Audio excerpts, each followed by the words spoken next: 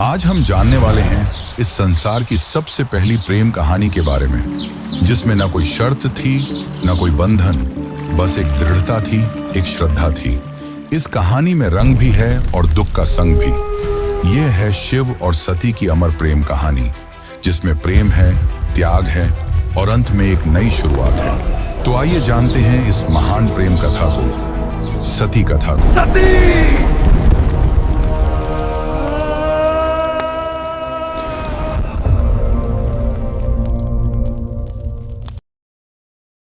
सृष्टि के आरंभिक काल की बात है, जब ब्रह्मा ने अपने मानस पुत्रों को रचा। उन्हीं में से एक थे दक्ष प्रजापति, अत्यंत बुद्धिमान परंतु उतने ही अहंकारी।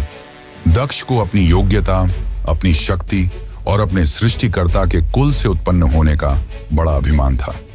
उसने वर्षों की तपस्या की और देवताओं से वरदान पाए संतान की प्राप्ति के लिए।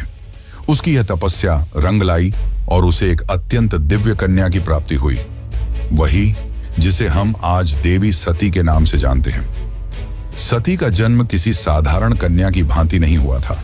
उनका स्वरूप स्वयं शक्ति का अंश था। कहते हैं वह स्वयं आदि शक्ति का अवतार थी। दक्ष को अपनी पुत्री पर गर्व था, लेकिन साथ ही उसके मन में एक अभिलाषा थी कि वह अपनी इस कन्या का विवाह किसी महान देवता, किसी वैभवशाली राजकुमार या किसी प्रतिष्ठित गृहस्थ से करेगा। उसे यह कल्पना भी नहीं थी कि उसकी पुत्री का हृदय वहां बन चुका है, जहां वैभव का कोई मोल नहीं, जहां वैराग्य ही आभूषण है, भगवान शिव।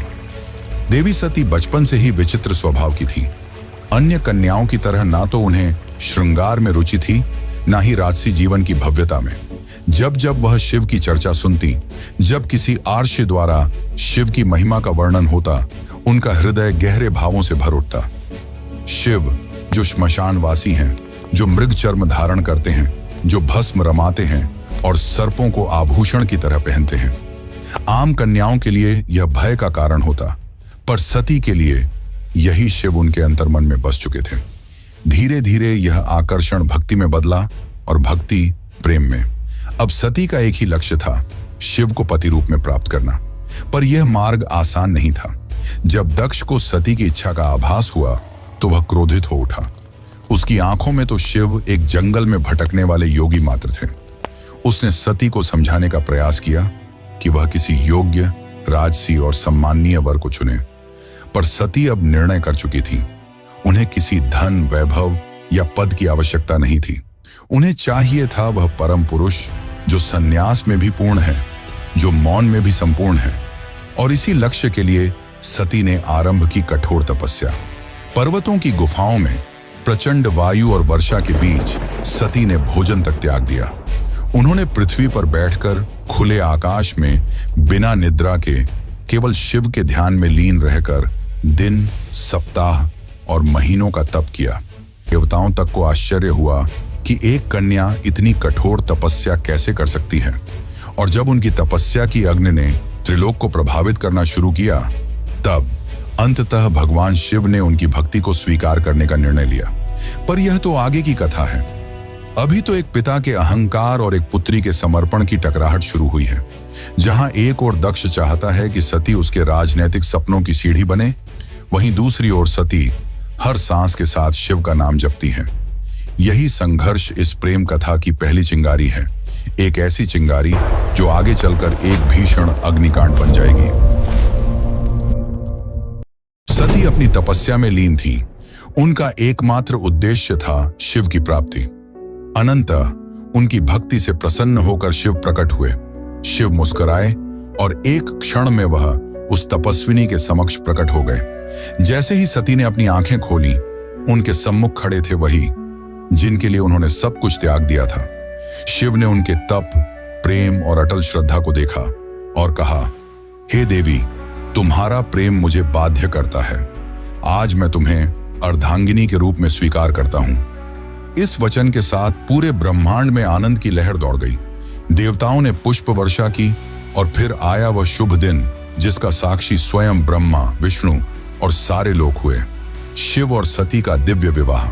शिव बारात लेकर स्वयं कैलाश से निकले, पर यह कोई साधारण बारात नहीं थी। इसमें भूत, प्रेत, पिशाच, नाग, सिद्ध, योगी, अर्षि, देवता सब सम्मिलित थे। शिव की सवारी नंदी थी, शरीर पर भस्म, जटा से गंगा, गले में नाग। यह स्वरूप देख सभी स्त्रियां भयभीत हो उठी, पर सती के चेहरे पर गर्व था। उन्हें अपने शिव पर गर्व था। वैभव नहीं, सत्य का स्वरूप थे वह। विवाह का आयोजन राजसी नहीं था, पर दिव्यता से भरा हुआ था। स्वयं ब्रह्मा ने मंत्रोच्चारण किया, विष्णु ने कन्यादान किया और समस्त लोगों ने इस मिलन का स्वागत किया। यह केवल दो आत्माओं का नहीं, सृष्टि के दो मूल तत्वों शिव और शक्ति का मिलन था। लेकिन इस भव्य विवाह में एक स्थान रिक्त रहा। सती के पिता दक्ष प्रजापति, वह नहीं आए, ना ही कोई संदेश भेजा, ना ही कोई आशीर्वाद, क्योंकि उनके लिए यह विवाह एक अपमान था, एक चुनौती उनके अभिमान को। उनके अनुसार यह मिलन योग्य नहीं था। और यहीं से प्रारंभ हुआ उस अग्निकथा का बीज, जो आगे चलकर पूरे यज्ञ को जला देगा। समय धीरे धीरे बीतता है। कैलाश पर्वत पर प्रकृति की गोद में शिव और सती अपना वैवाहिक जीवन शांतिपूर्वक और आनंद से व्यतीत कर रहे हैं। कैलाश की गुफाएं, मंदाकिनी की कलकल धारा और बर्फीली हवाएं सब साक्षी थीं उस दिव्य प्रेम की, जो समय और शब्दों से परे था। लेकिन इसी बीच एक और स्थान पर कुछ और ही चल रहा था, राजा दक्ष के मन में। सती के शिव से विवाह को वह अभी तक स्वीकार नहीं कर पाया था। हर बार जब कोई शिव की महिमा का गुणगान करता, दक्ष की भौहें तन जाती। उसे लगता कि शिव ने उसकी पुत्री को अपनी योग्यता से नहीं, किसी छल से प्राप्त किया है। वह अपनी सत्ता, अपना रुतबा, अपनी श्रेष्ठता सिद्ध करना चाहता था, और उसी घमंड ने उसे एक विशाल यज्ञ के आयोजन की प्रेरणा दी। दक्ष ने यज्ञ का आयोजन बड़ी धूमधाम से किया। ऐसा यज्ञ जिसमें समस्त देवताओं, ऋषियों, सिद्धों और लोकपालों को निमंत्रण भेजा गया। ब्रह्मा से लेकर इंद्र तक हर कोई आमंत्रित था, परंतु एक नाम उसमें अनुपस्थित था, महादेव शिव का। यह कोई भूल नहीं थी, यह था दक्ष का जानबूझकर किया गया निर्णय। उसने शिव को निमंत्रण नहीं भेजा, क्योंकि उसका अहंकार उसे यह स्वीकार नहीं करने देता था कि उसकी पुत्री ने उस योगी से विवाह कर लिया, जो ना कोई राज्य रखता है, ना कोई वस्त्र, और जो श्मशान का वासी है। दक्ष को लगता था कि शिव को यज्ञ में आमंत्रित करना उसके सम्मान के विरुद्ध होगा। जब यज्ञ की तैयारियां चल रही थीं, उसी समय सती ने इस आयोजन की बात सुनी। किसी ने उनसे कहा, माता, आपके पिता दक्ष ने एक महान यज्ञ का आयोजन किया है, जिसमें सारे देव, ऋषि और ज्ञानी आमंत्रित हैं। वह तो आज पूरे ब्रह्मांड का ध्यान खींच रहा है। यह सुनकर सती का हृदय कांप उठा। उन्हें विश्वास नहीं हुआ कि उनके पिता इतना बड़ा आयोजन कर रहे हैं और उन्हें कोई सूचना नहीं मिली। कुछ समय तक वे चुप रहीं, शायद आशा में कि कोई दूत आएगा, कोई संदेश मिलेगा। लेकिन जब स्पष्ट हो गया कि शिव और उन्हें जानबूझकर न बुलाया गया है, तब उनके भीतर कुछ टूट सा गया। एक ओर पुत्री का धर्म उन्हें पिता के यज्ञ में खींच रहा था, तो दूसरी ओर पत्नी का धर्म उन्हें शिव की मर्यादा का ध्यान रखने को कह रहा था। अंततः सती ने शिव से निवेदन किया, स्वामी, मैं उस यज्ञ में जाना चाहती हूं। शायद यह कोई भूल हो और मेरा जाना उस विघटन को रोक सके। शिव ने सती की ओर गहरी दृष्टि से देखा। वह जानते थे कि यह आमंत्रण विहीन आयोजन एक साधारण यज्ञ नहीं है। उन्होंने शांत स्वर में सती से कहा, हे प्रिय, जहां सम्मान न हो वहां स्वाभिमान को ले जाना व्यर्थ है, और मैं नहीं चाहता कि तुम उस यज्ञ में जाओ जो केवल क्रोध और घमंड से जल रही है। परंतु सती व्याकुल थी। उनके भीतर एक द्वंद्व चल रहा था, पिता और पति के बीच। उन्होंने पुनः प्रार्थना की, प्रभु, मैं केवल एक पुत्री के रूप में वहां जाना चाहती हूं। मैं पिता से बात करूंगी, शायद वह बदल जाए, शायद उनके मन का विष उतर जाए। शिव ने इस बार उन्होंने अनुमति दे दी। सती ने कैलाश से विदा ली, अकेले, बिना किसी दूत या सम्मान के। वह एक बेटी थी जो अपने पिता से स्नेह की अपेक्षा लेकर जा रही थी, लेकिन उन्हें झांत नहीं था कि उस यज्ञ में उनका स्वागत नहीं, अपमान प्रतीक्षा कर रहा है। सती जब यज्ञ स्थल पर पहुंची तो उनके मन में उम्मीद थी कि पिता के नेत्रों में बेटी को देखकर कोमलता जगेगी, उनके मुख से स्वागत के शब्द निकलेंगे। लेकिन जब उन्होंने यज्ञ स्थल में प्रवेश किया तो सन्नाटा पसर गया। कोई स्वागत नहीं हुआ, कोई आसन नहीं दिया गया, जैसे वो वहां उपस्थित ही न हो। वहां बैठे देवताओं की आंखों में असहायता थी। सती ने पिता की ओर देखा, धीमे स्वर में कहा, पिताश्री, क्या आप नहीं चाहेंगे कि आपकी पुत्री भी इस पावन यज्ञ में सम्मिलित हो? दक्ष ने ठंडी हंसी के साथ उत्तर दिया, पुत्री, जिस दिन तूने उस नग्न भस्म रमाए श्मशान में विचरने वाले औघड़ को अपना पति चुना, उसी दिन तू मेरी पुत्री नहीं रही।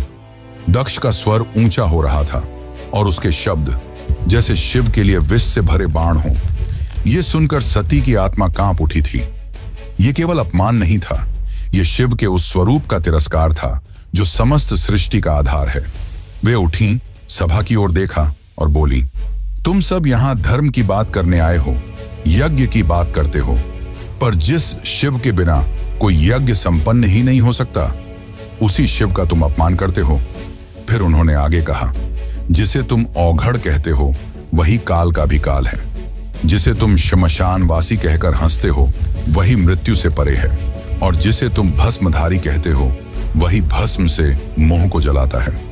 उनकी आंखों में आंसू थे, लेकिन स्वर तेज था, ऐसा तेज कि स्वयं देवता भी सिर झुका लें। सभा स्तब्ध थी, कोई उत्तर नहीं दे सका, लेकिन सती का हृदय अब टूट चुका था। उन्होंने कहा, जिस शरीर ने आज मेरे प्रभु का अपमान सुना है, वह शरीर अब इस संसार के योग्य नहीं, और वे सीधे यज्ञ कुंड की ओर बढ़ी। वहां उपस्थित देवता उन्हें रोकना चाहते थे, पर सती अब कोई नारी नहीं थी, वह साक्षात अग्नि बन चुकी थी। उन्होंने अपने नेत्र बंद किए, शिव का स्मरण किया और अग्नि में कूद गईं।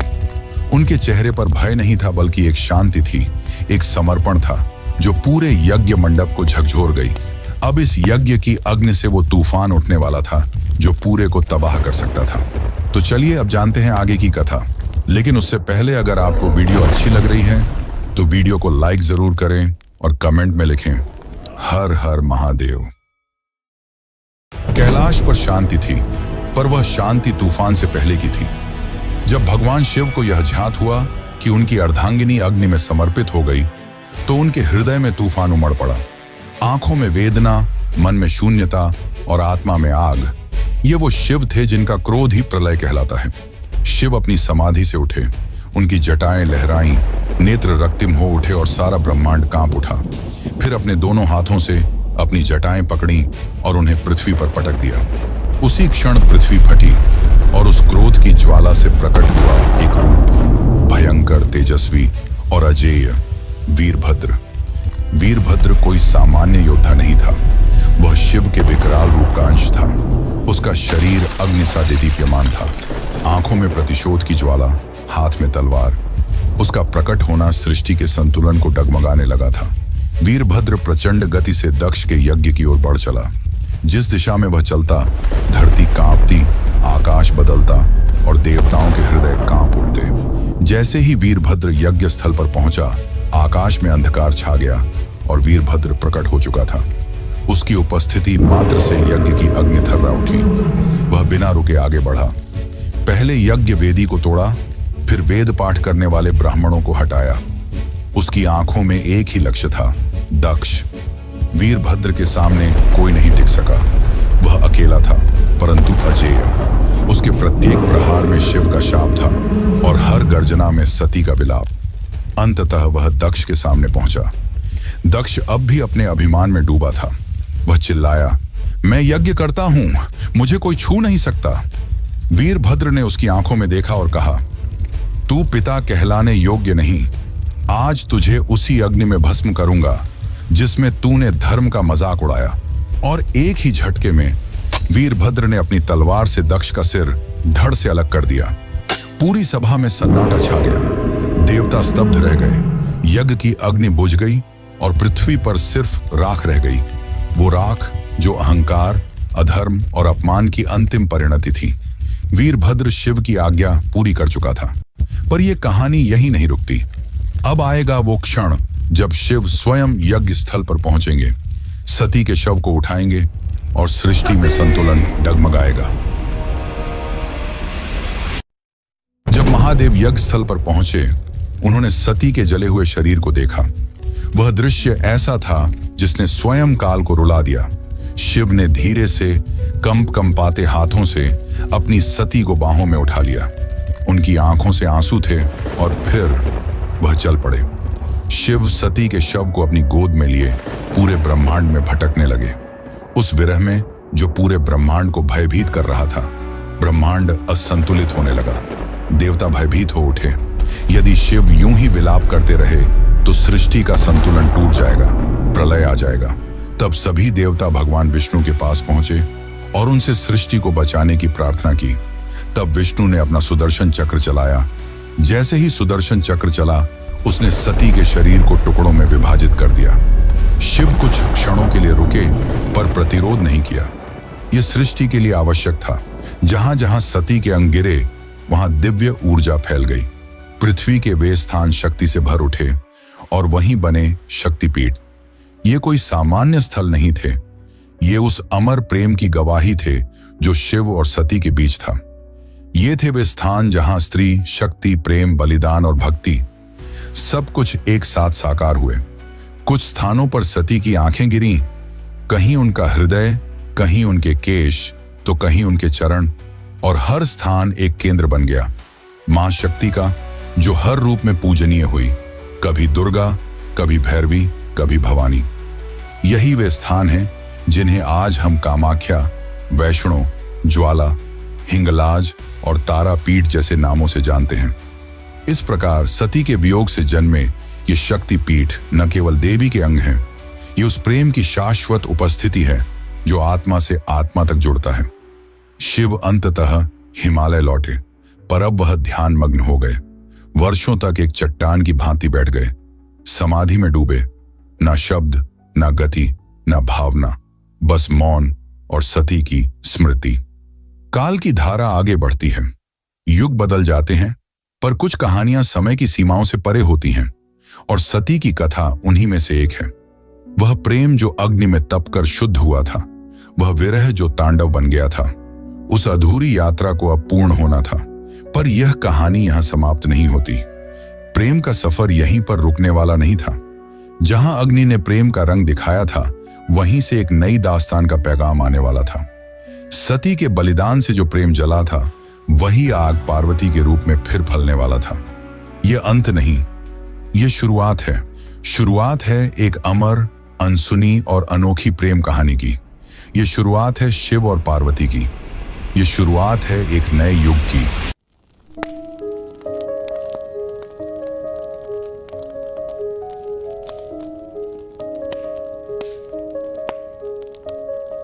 दारुण करुण सत्य सारिका अपरिजय शिवरायिका अबला जडपथिर पालिका हरदासिका सदारिका बलनि कुशैकराग्रा नक्तिन रत्ना भवसारिका किलकर्तास्मान स वैष्णव जल्पतो किनो प्रमुञ्च प्रतिधृतनयना मृदता बलनि किमु बिभ्रता किना प्रशम्य विषकञ्जकं नरमतः सदा सेनादिशति वेदसमर्यां धरे दूरनुभवा पवनिर्वणसुता विनिगीर्यमाण सर्गा सर्वयस्तोमिनी मता किञ्चयोदास्यमभ्या किन्ना हार्दकुक्तिजातयानं हन्ति